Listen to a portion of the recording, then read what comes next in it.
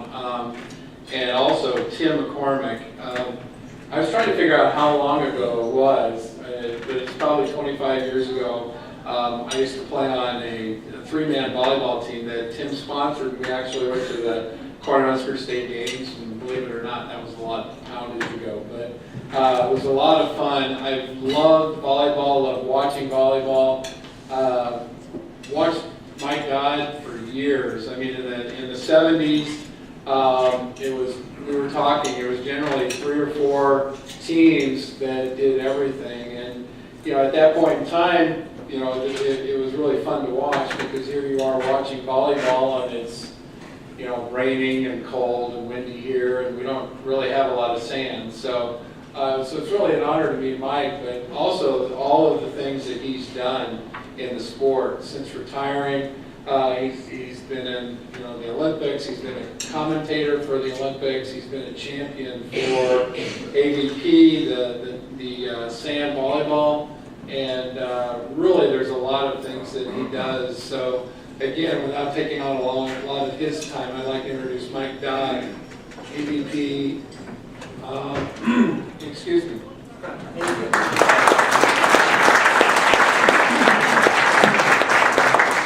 Thanks, Jim. Thank you for having me. It's nice to be here in a community that has such a rich tradition of volleyball for yourselves as well. I'm certainly familiar with all the successes that have come through this area with respect to especially women's intercollegiate. Well, this is me, and this is some of the things I've been able to do in volleyball. I'm currently coaching Jake Gibb and Sean Rosenthal. I coached them in the Olympics in Beijing, and they took a 5th place, just missing a chance to play for a medal by a couple of points. They lost to a strong Brazilian team, and I'm coaching them now as well, as they are trying to go to the Olympics in London. There's 2 more tournaments left in Olympic qualifying, so I'll be leaving next week for Moscow. And then there's another tournament the week after that in Rome. And then we'll know for sure whether we'll be going to London. And right now there's the number 1 U.S. team is Todd Rogers and Phil Dalhouser, and they have a pretty good point total, so they're going for sure. And then we're battling with the team Matt Verbringer and Lucena. And we're neck and neck. They played in Prague this last weekend, and we were actually tied with 290 points each, and we ended up taking a 9th in Prague, and they had a tough weekend. They took a 25th, so we now have a small advantage on them, but it's going to come down to the wire. Anyway, along with these things, I'm really proud that in October, I'm going to be part of the class of 2012, and I'm going to be inducted into the Volleyball Hall of Fame in Holyoke, Massachusetts.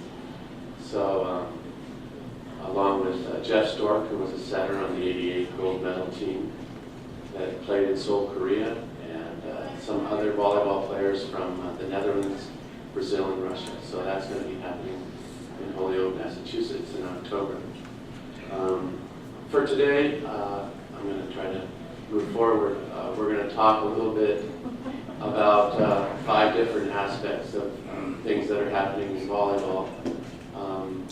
The first one is we're going to have Tim McCormick come up and speak just a little bit with the proliferation of the sand volleyball business, not only here in Omaha, but in the Midwest and throughout the country. And then I'll just talk a little bit about my Olympic experience, a little bit of my coaching Jake and Sean over the years.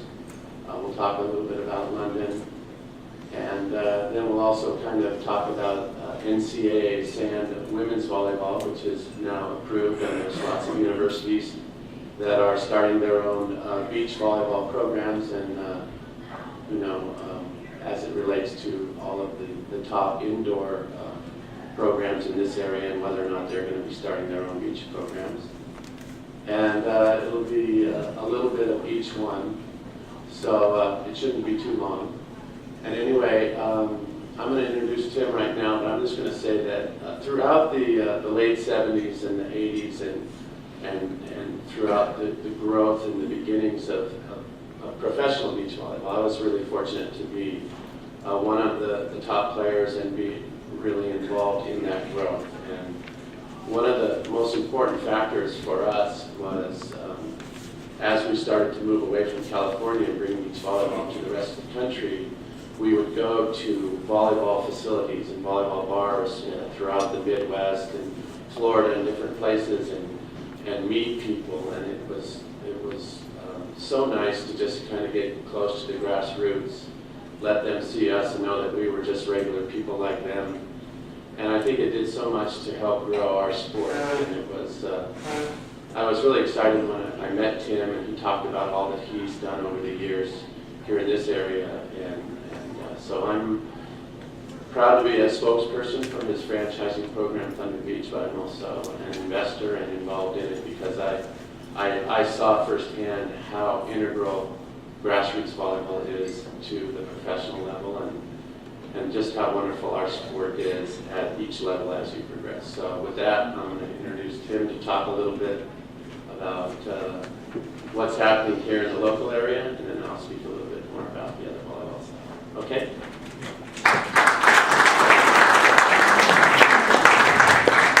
Thank you, Mike. So great to be here. I want to thank everybody for the opportunity. Look around the room and see a number of old friends and people I did business with. Tim and I taught at Central together a long time ago. Bob Mancuso we did promotions and things with. Tom Cavanaugh, a little volleyball, a little other things out of our place. And then Jim Hanson, I don't know if you know it, but he was a heck of a setter, 3-3 team. So thank you very much for the opportunity to be here. I think a number of these statistics I'm going to show you about volleyball in Omaha, Nebraska will be an eye-opener as to the economics of the sport. This is just a little bit of background about the sport itself. There's 1.1 billion participants, 24 million USA volleyball participants, and then actually 7.8 million U.S. beach players in the United States. Obviously, when we talk about economics of volleyball in Omaha, most of us think of nothing big. But truthfully, in Omaha, Nebraska, there are 11, actually now, last night I found out there were 12 sand volleyball complexes. And they are significant add-on profit centers for these businesses. The arena at 90th and Maple just put in 4 courts. Diggs is my old place out in Millard with 11.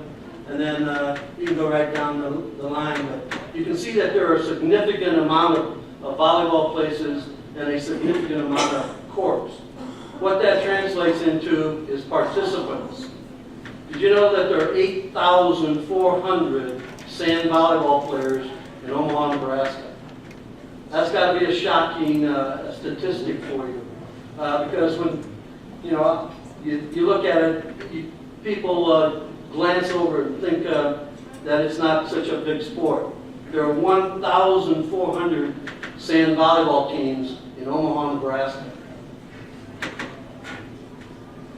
Economically, if you were talking about what the impact is, if you had just 1,400 people that brought one person to a volleyball complex, that's per team, which we know that a lot of people bring their friends and family to watch games. If each person bought a $2 pop or soda or water, the impact would be $19,600 per week. Leagues in Omaha run approximately 10 weeks at a time because of our volleyball seasons. And so you're talking about the average low ball income is $19,600 a week. Overall, that's about $588,000 in revenue if each one of those persons that came to a volleyball complex spent only $2 a week. So the economic impact of volleyball participants in the Omaha area and buying food and beverages is quite significant. Sand volleyball is an add-on profit center that helps an existing business defray their operating costs. You would see that annually, with the average cost to play volleyball in Omaha ranges from $75 a team, like at Barrett's with one court, to close to $300 a team. There's out at Spikers in Gretna, or $250 at the old Diggs place. So you can see that the income revenue is significant for volleyball. In some instances, sand volleyball program is the difference between a business staying open and a business closing. And that is a fact, because there are a number of bars, restaurants, driving ranges, and even now, golf courses that are trying to find a way to bring people into their place. So sand volleyball and sand volleyball programs are a significant business. Sand volleyball, Omaha has more sand volleyball places per capita than any place in the country. With our now 12 complexes in our population area, that's significant. Kansas City has 4 or 5. So you can see that the growth of a sand volleyball program like Thunder Beach has tremendous opportunity. And that's what we're doing, is taking that program nationally. This basically tells you why businesses in other areas don't do sand volleyball. They don't understand it, first of all. They don't see the economic impact of it, second of all. And they don't have time themselves to recruit it. So what Thunder Beach does is we come in and we build onto that place, and we recruit it, we run it, and are the add-on profit center. This is my old place in Millard. Most of you have been there, recognize it. We did a lot of corporate parties and picnics, and we want to thank you all for doing them with us. At our Millard location alone, we had over 500 volleyball teams each week. That's 3,000 people that are coming through your door every week. The reason I brought Mike Dodd to Omaha was to help me launch my new franchise program called Thunder Beach. And with that, I want to thank you for letting me present you with the facts about sand volleyball in the metro area, and I'll turn it back over to Mike.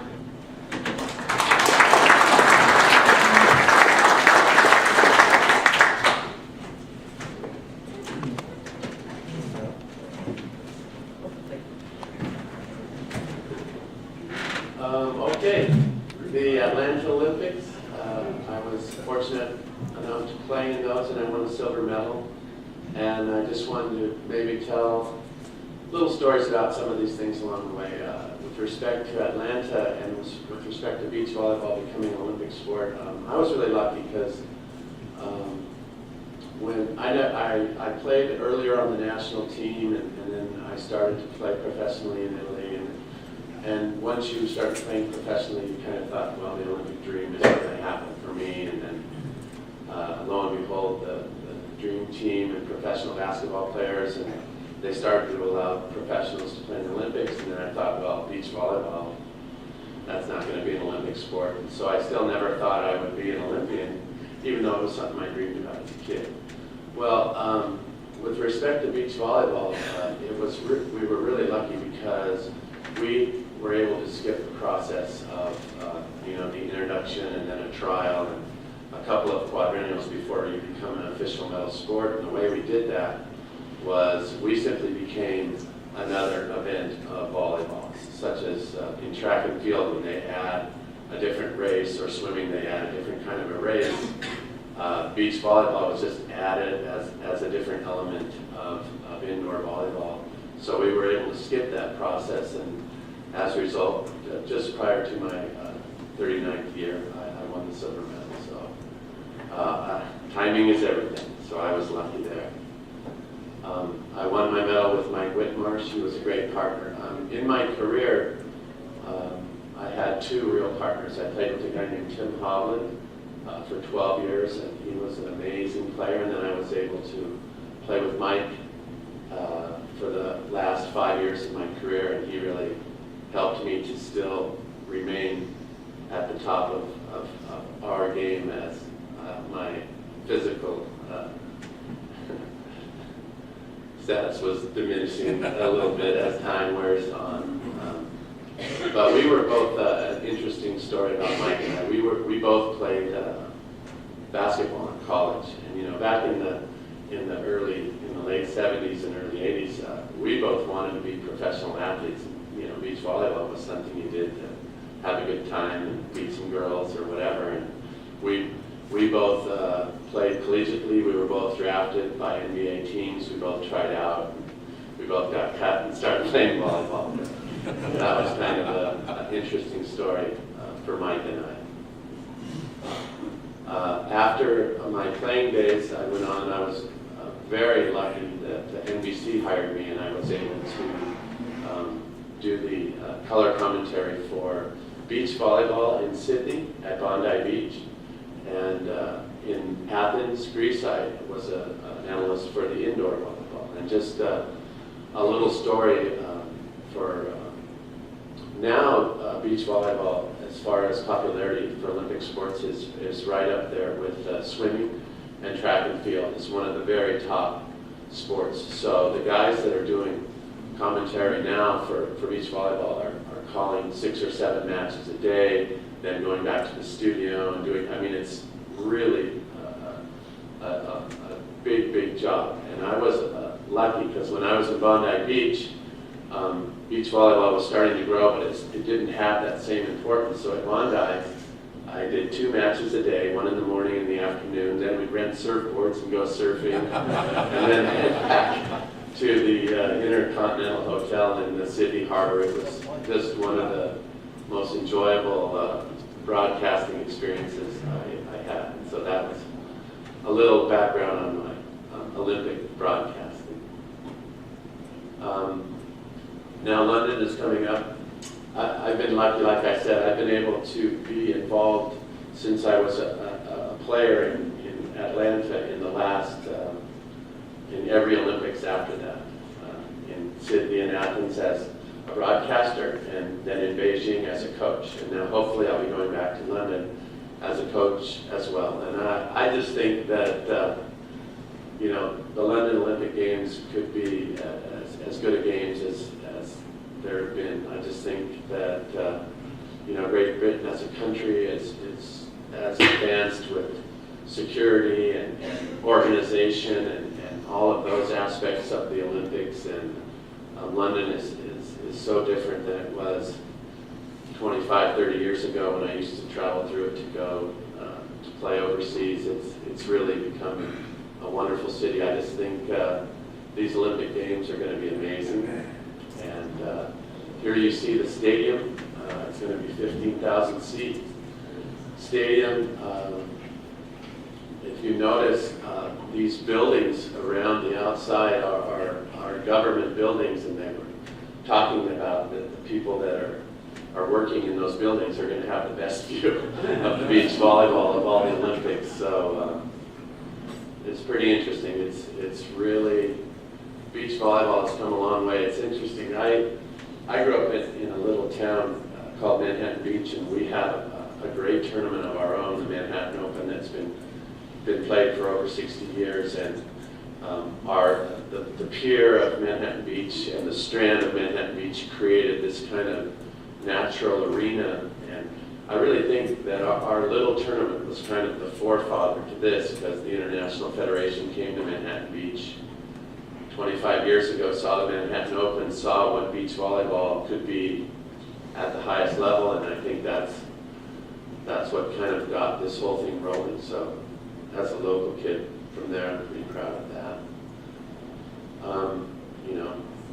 As you can see, it's right near the Prime Minister's residence. It's going to be pretty amazing. These are the 2 teams that represented the United States in Beijing.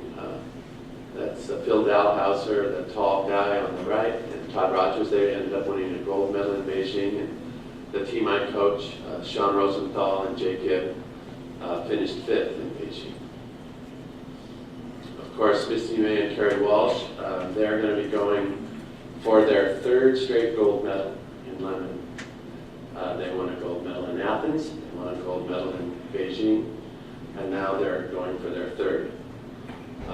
Right now, as the tour has been progressing, they have not been as dominant as they were in the previous 2 quadrennials leading into the Olympics, but that's a team I wouldn't count out. They're going to be very, very strong going into London.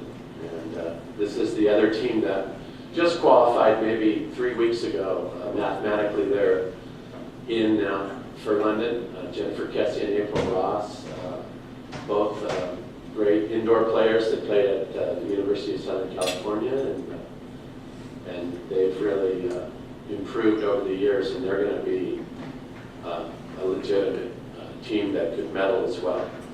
So traditionally, the United States and Brazil have always been the 2 strongest countries in beach volleyball. And the rest of the world, you know, they've been playing international events now for 20 years, and the rest of the world is catching up. You'd be surprised how many great teams come from Switzerland and Germany and Norway and different places that you would never expect great beach players to come from. And it's going to be a great competition. Sure. Vertical beat? The vertical? Yeah, that high on the net. These players, you know, they're jumping in soft sand, so it's a little different barometer. But most of I think at least the male players jump anywhere from 35 to 45 inches on soft sand. So it's you know, to me, it's always been one of the kind of the fun dynamics of beach volleyball is you know, we are world-class athletes, and we're wonderful skilled players at what we do, but it just seems like beach volleyball has always had kind of a soul that's a little different, you know, that we don't always take ourselves so seriously, and we relate well with our fans, and I think you know, it's part of the charm of beach volleyball. It's part of the soul of beach volleyball, and even in the Olympic venue, the Olympics are so proper and stuffy, and you have to walk a certain way and stand a certain way. Beach volleyball has somehow managed to maintain its personality, and they still have music in between the plays and dancing, and it's very different from almost all the other Olympic venues, and we're kind of proud of that team, I guess. This is the team I have been coaching. I started coaching them 3 years before Beijing, and then I stopped coaching them for a few years when I worked at the AVP, and last year I coached some young players from Italy, and now I'm back coaching them. And we're close, very close to our goal. This is our competition, and it's really interesting. Out there on tour this summer, it's been a very strange dynamic because we're all very good friends, and I know Matt and Nick very well, and you know, you can't help but be human and celebrate a little bit when the other team doesn't do as well, and you go ahead of them in points and all of that. But I will say that the dynamic is wonderful as far as preparation for the Olympic pressure, because both of these teams, Nick and Matt and my guys, Jake and Sean, every weekend at the first 7 tournaments of this year, it's been like that kind of Olympic pressure because they're battling for the opportunity to go. And it's created a dynamic that will send a team that's very prepared on London, and that's a good thing. With respect to sand volleyball, should they play, I guess, is the question, and you know, my answer is absolutely they should play. Here are the universities in the local area, and I'm just going to tell a little story. I have 2 daughters, 15 and 19, and my 19-year-old is a freshman this year at St. Mary's, and this this idea of sand volleyball and the NCAA, and it's now an official sport, and there's already schools that have started their program. I think it's so important for young women, not even that this at the collegiate level, but I think at the lower level. I think if any of you have had daughters that play volleyball, you know about the club system, and I'm not a huge fan of the dynamic in that a lot of very young girls from 12 to 17 are playing in the clubs, and then they play in high school, and they're almost playing indoor year-round. And when I heard that sand volleyball was going to become an NCAA sport, to me the first thing I thought was how wonderful that, now that it's an NCAA sport, that clubs will start developing sand volleyball, and our girls will at least get a little break from the indoors. The indoors is a lot of pounding, and our system results in unbelievably skilled volleyball players at 17 years old, but a lot of girls, they just play so much for so many years that later on they kind of get burnt out, and then they stop playing volleyball altogether, and I think that's a sad thing.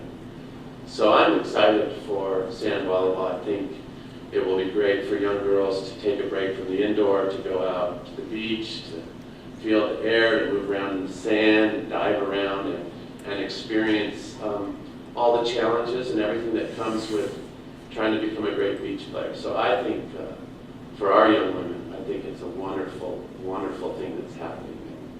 For the big time schools, that covet, number of NCAA titles, this is a great opportunity for any school to, with a minimum amount of investment, be competitive and try to win an NCAA championship.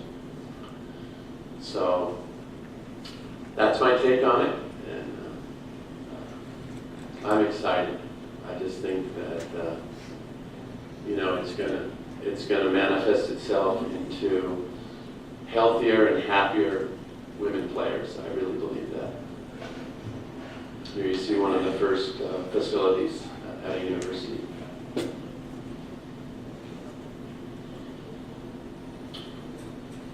So this was our talk.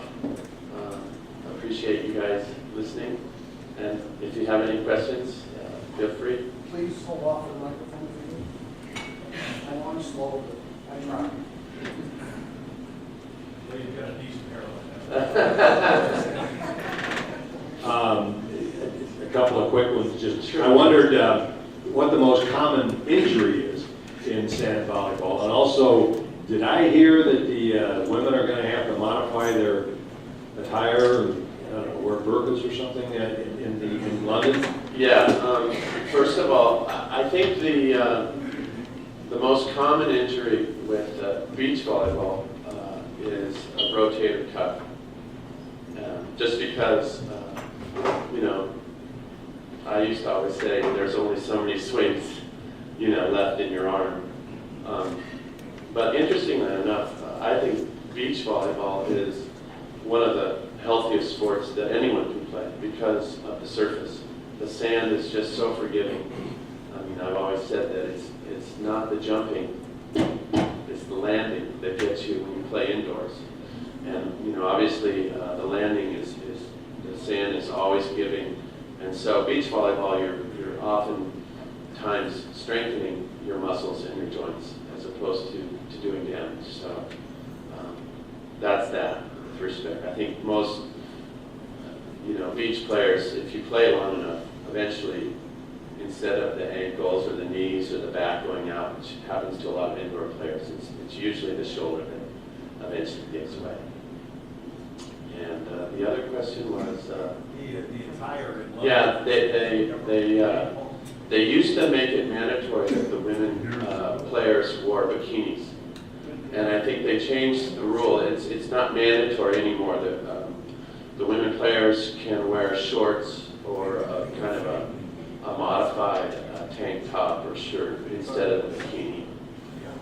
They actually, internationally, they play a lot of tournaments in the northern part of Europe where it can get often quite cold, and when the temperature gets to a certain degree of coldness, a lot of the women will wear kind of those body neoprene light suits and men players. So there's a little flexibility with what they wear, but it was, it was a thing on Yahoo, it's just kind of a lot to do about that, really. Yes? Because indoor volleyball, each position is so skill specific, how do you coach differently, or do you look for different skill sets for the outdoor with only 2 on each side of the court? Well, there's 2 schools of thought to that. Certainly you have, you'll find young players that maybe have grown up. I grew up in Manhattan Beach, so I was a product of my environment. Beach volleyball was really important, and all the young kids played. So you're, maybe as starting your college beach program, there are going to be players that are specific beach players. But for me, as a coach of beach volleyball, and as a coach that wants to field the very best team that can play at the very highest level, my priority is, I would say, almost identical to an indoor coach, in that I'm looking for athletes, and I'm looking for attitude, and I'm looking for character. And I can teach them how to play beach volleyball, as the coaches here can teach indoor volleyball. So I think, are there differences in the game? Yeah, you play outside, you have wind, you have elements, you play with 2. It's mandatory in the outdoor that you have all the skill sets, because as soon as you're lacking in one, that's precisely what your opponent will take advantage of. So there are differences, but when it comes to looking at young athletes and young students and young people to be the best beach players, I'm looking at the exact same thing that coaches are looking for, or I would be if I wasn't a collegiate sand volleyball coach. Anything else?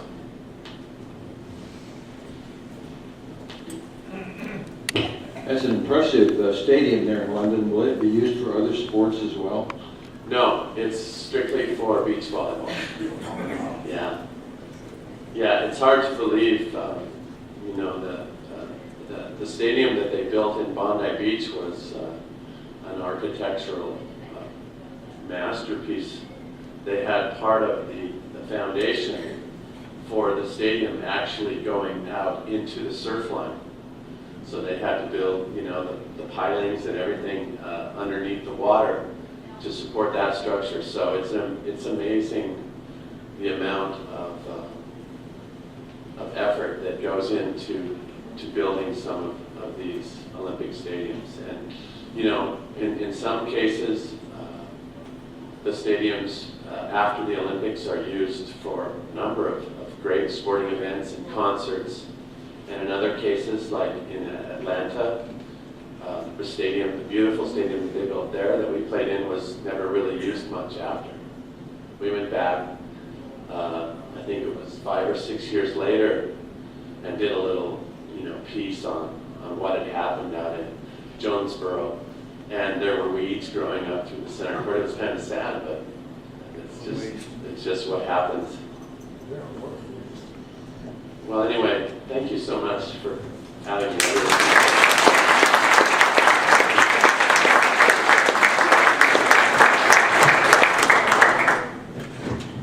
Mike, thank you for being here today and sharing your experience with us.